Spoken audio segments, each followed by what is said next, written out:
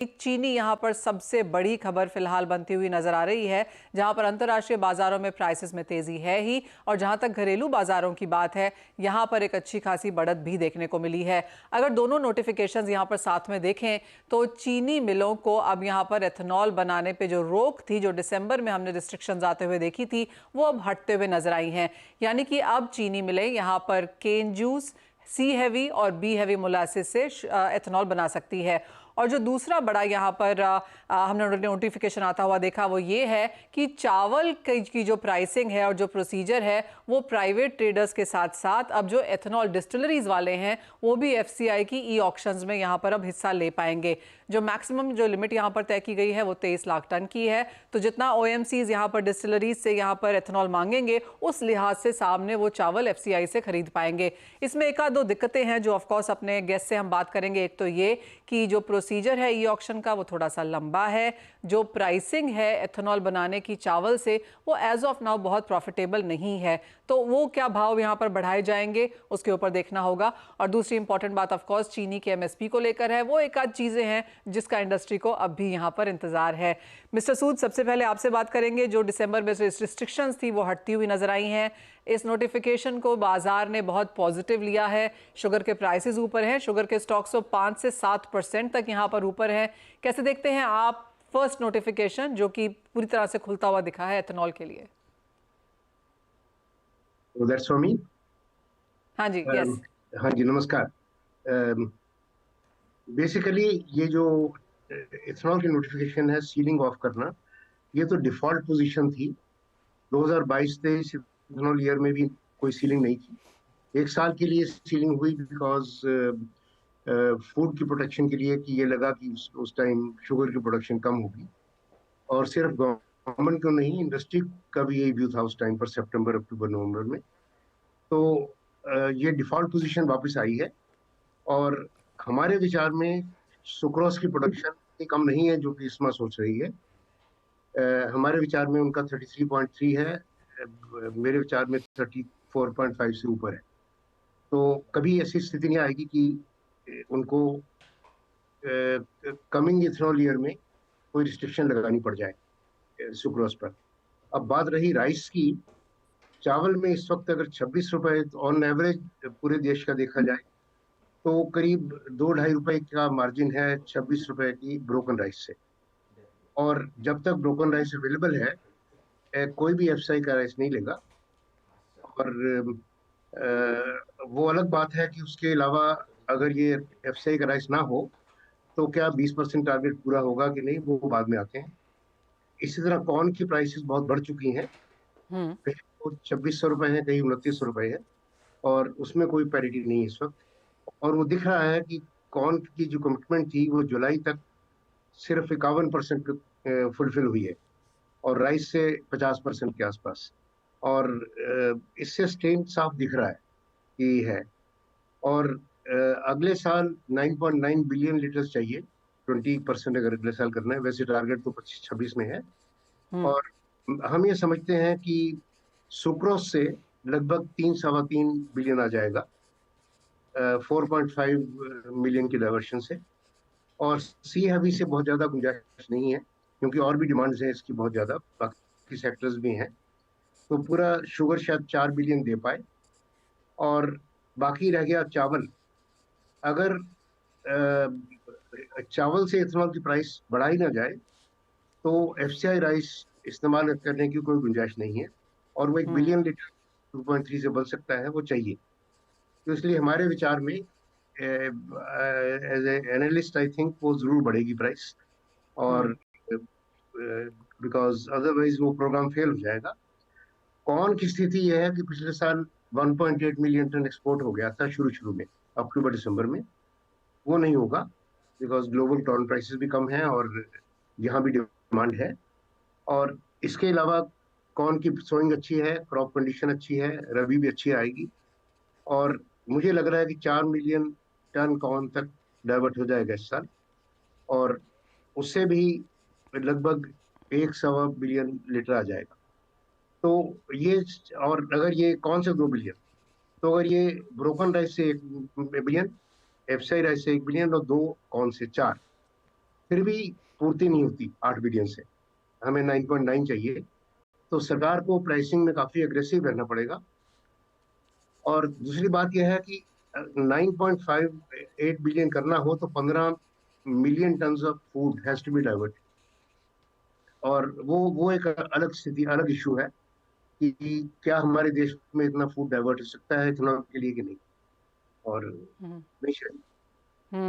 Well absolutely, आपने वो पूरा का पूरा मैथ्स बताया, मैं वो नोट डाउन कर रही थी मिस्टर सूद। एब्सोल्युटली, अगर हमें 9.9 बिलियन चाहिए और जिस तरह की कैलकुलेशन आपने यहाँ पर की है, क्लियरली एक बिग शॉर्टफॉल यहाँ पर नजर आता है। हमारे साथ अब अविनाश वर्मा भी हैं। अविनाश, ठीक है, जैसे मिस्टर सूद ने कहा कि जो शुगर है और जो एक नोटिफिकेशन आया वो तो बैक टू डिफॉल्ट था, बाजार उसको एक्सपेक्ट कर भी रहा था। जो पूरी स्टोरी अब यहाँ पर फॉर्म होती हुई नजर आ रही है वो ग्रेन की तरफ से है। कौन में मिस्टर सूद को लगता है कि 1.5 बिलियन यहाँ पर हम एथेनॉल निकलता हुआ देखेंगे? जो राइस की स्थिति है उसको आप किस तरह से कैलकुलेट फिलहाल करते हैं, क्योंकि जो करंट राइस प्राइसेस हैं, जिस तरह का ई ऑक्शन है, वो clearly as of now feasible नहीं है।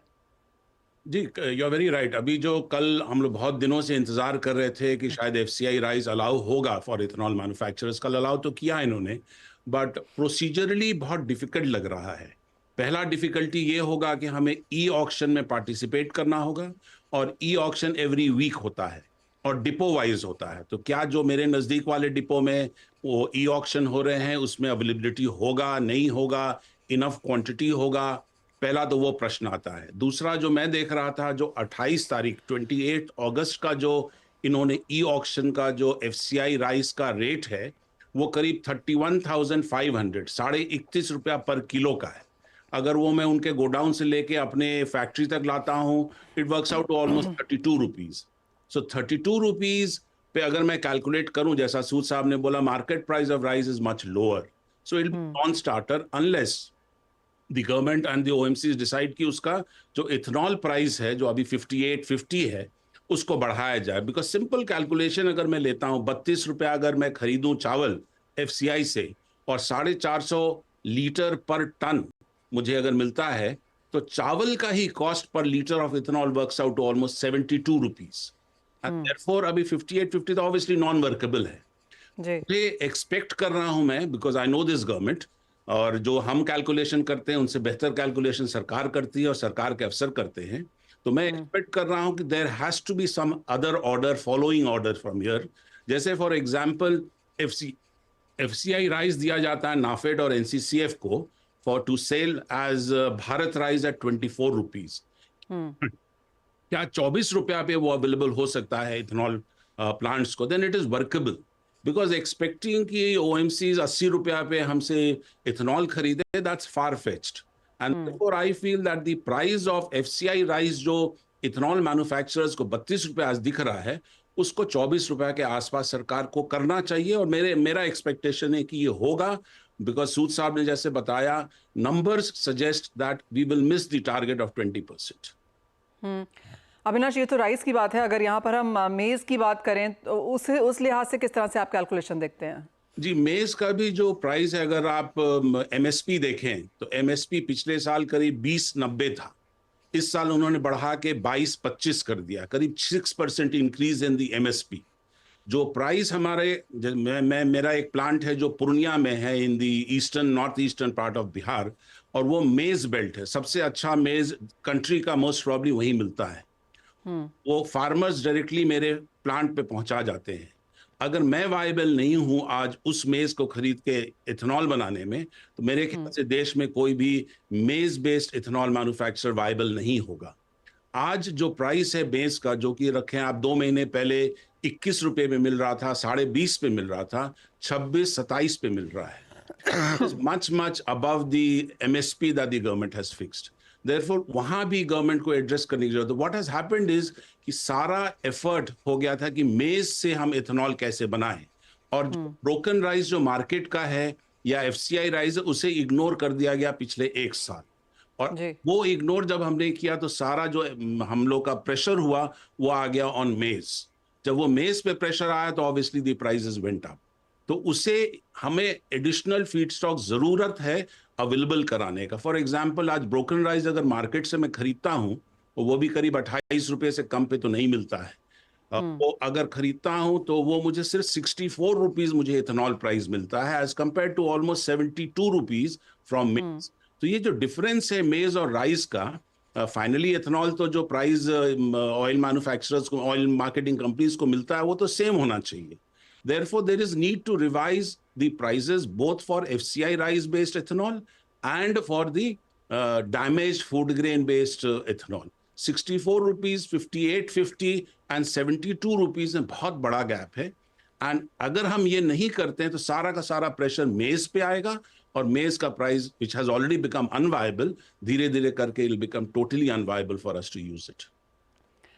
ऑलराइट, यानी जो सरकार का पहला नोटिफिकेशन था वहाँ से ऑफ कोर्स एक जुबिलेशन हमने बाजार में ज़रूर आता हुआ देखा है, लेकिन जहाँ तक राइस की बात है क्लियरली वो कैलकुलेशन सेट नहीं होती, और जो मेज़ का फैसला है वो भी यहाँ पर अभी उसका भी इंतजार मार्केट्स में है। बहुत शुक्रिया मिस्टर सूद एंड अविनाश, आप दोनों का ही साथ जोड़ने के लिए और उसको डिटेल में समझाने के लिए। वो कैलकुलेशन से क्लियर हो रहा है कि जिस तरह का यूफोरिया शायद बाजार में है वो एक नीजर्क रिएक्शन है, और जैसे जैसे बाजार कैलकुलेशन समझेगा तो शायद इतना ज़्यादा हाइप यहाँ पर नहीं है। लेकिन इसी के साथ